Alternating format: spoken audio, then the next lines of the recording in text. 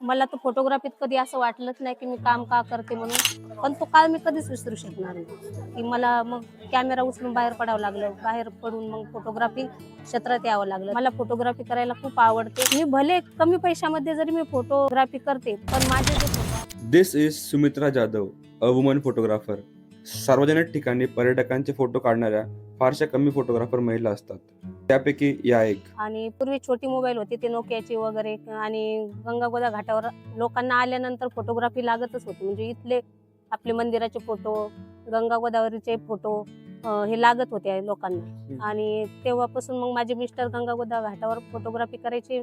बाहेरचे जे लोक यायचे त्यांना फोटोकॉपी करून द्यायचे. सुमित्रा इच्छा असूनही फारशा काही शिकू शकले नाही.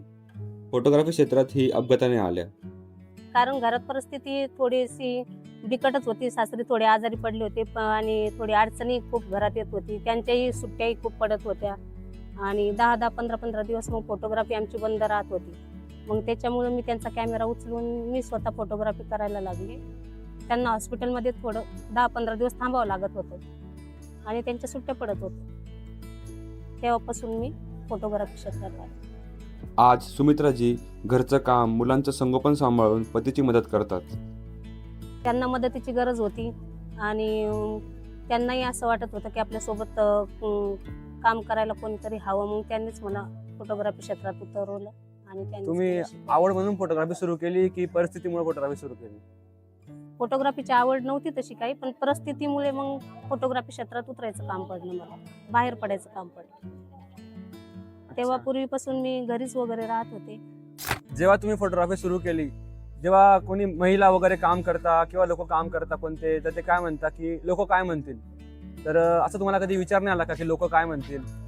नाही, लोकांचा काय विचार करायचा आपण? लोक काय म्हणतील याचा विचार करण्यापेक्षा आपल्या घरात आपण किती मदत करू शकतो. आपल्या घर सुरुवातीपासून आपलं कुटुंब येतं, नंतर लोकांचा विचार येतो. गेली 15 वर्ष सुमित्राजी गोदावरी काठी फोटोग्राफी करताय.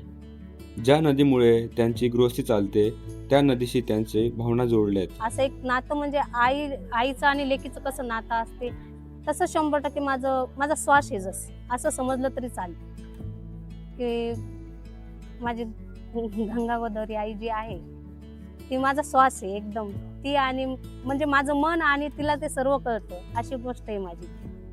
तुमच्या मुलांना किंवा मग बाहेरच्या लोकांना जेव्हा व्हिडिओ बघतील त्यांना तुमच्या संघर्षातून तुम्ही काय शिकवून देणार? संघर्षातून हाच शिकवून देणार आहे की बाबा कोणतीही अडचण आली पुढे तरी आपण ठामपणे त्या अडचणीला सामोरे जायचं. कोणताही काळ थोड्या दिवसासाठी असतो, कायमस्वरूपी कोणताच काळ नसतो. काहीतरी थोड्या दिवसासाठी काळ असतो, तो आज न उद्या दिवस आपला बदलतच असतो. आज जरी अडचण आली, आज जरी दुःखाचे दिवस आले, उद्या सुखाचे दिवस येतील 100%. त्याच्यामुळे मला त्याची गॅरंटी आहे की तो काही क्षणाचा काळ असतो, की दुःखाचा काळ असो किंवा सुखाचा काळ असतो. दुःख आलं तरी त्याच्या समोर कसं पण बाहेर पडायचं दुःखाच्या समोर. त्यांचं फोटोग्राफी प्रति प्रेम आणि कामाप्रती जिद्द पाहून प्रेरणा भेटते. एक भावना फोटोमध्ये साठवून ठेवतात, माणसाच्या भावना असतात आणि फोटोला तेवढंच महत्व आहे. फोटो जन्मापासून तर मरेपर्यंत फोटोच लागतो, कोणत्याही डॉक्युमेंटला फोटोच लागतो. आणि शेवट आपण जातो तेव्हाही इथे आता हस्ती वगैरे पण होतात, तिथं पूजापाती पण होतात. कोणाकडे मोबाईलमध्ये फोटो असतात, तर ऐन वेळेला पूजाला फोटो पण नसतो. तर त्या फोटोला मला तेवढं समजतं की फोटोला किती महत्व आहे.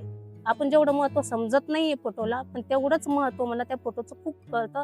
आणि ते माणूस गेल्यानंतर म्हणा किंवा आपण त्याचा शोधत बसतो फोटो, किंवा लहानपणचे आपले स्वतःचे फोटो की बाबा मी कशी असन दिसायला लहानपणी. असं नाही की आपण एवढ्या पब्लिकमध्ये काम करतोय मग हा काय म्हणेल, तो काय म्हणेल, कोण काय म्हणेल याचा विचार करण्यापेक्षा आपण काय करतो आणि आपण काय बेस्ट देऊ शकतो याच्याकडे लक्ष दिलं तर खूप चांगलं वाटते मला.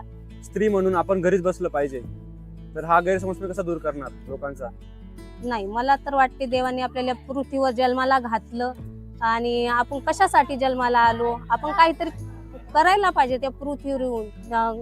किती लोक काय काय करतात, ते देशासाठी काही करतात, किती सीमेवर काम करतात, किती देशासाठी लढतात, काही समाजसेवा करतात, खूप असे लोक काही काम करतात. मग आपल्याला 2 हात आणि 2 पाय वगैरे असताना आपण का घरी बसायचं? आपणही काही ना काही तर थोडीशी प्रगती करायची, घरच्यांना थोडीशी मदत करायची. मला असं वाटते ठीक आहे, काही लोकांची म्हणजे परिस्थिती चांगली असते, असं नाही की सर्वच लोकांनी बाहेर पडायला पाहिजे. पण आपल्या पतीला म्हणा किंवा आपल्या कुटुंबाला म्हणा थोडीशी प्रतिसाद देऊन आपण थोडं बाहेर पडून 2 पैसे कमवायलाच पाहिजे, असं म्हणजे मदत करायला पाहिजे. आणि माझे मिस्टरही मला खूप चांगला सपोर्ट करतात, तर की बरोबर म्हणजे असं नाही की तू बाहेर पडू नको, जाऊ नको, हे नको. ते बरोबर मला असं इतर पुरुषासारखे नाही बाबा तू घरातच डांबून ठेवायचं, असं तसं नाही. त्यांनाही बरंच वाटतं की आपली पत्नी खांद्याला खांदा देऊन काम करते सोबत. दुसरं कोणी सोबत ठेवण्यापेक्षा आपल्या पत्नीलाच आपण पुढे घेऊन गेलेलं बरं आहे. स्त्री आणि पुरुष आता तर समानताच निघलेली, त्याच्यामुळं काही वादच नाही राहिला. सुमित्राजींना त्यांच्या कामाचा खूप अभिमान आहे. भले माझी कॉपी 30-50 रुपयात जरी असेल, मी कमी पैशात जरी काम करत असेल तरी मला खूप समाधान वाटतं. मी खूप हिंडते फिरते तरी मी कष्टाचंच काम करते, कष्टानेच. असं नाही की की कोणाला फसवून वगैरे असं कधीच काही नाही. माझे फोटोही खूप छान असतात आणि बाहेरून सुद्धा लोक पण फोटोग्राफी करायला खूप येतात.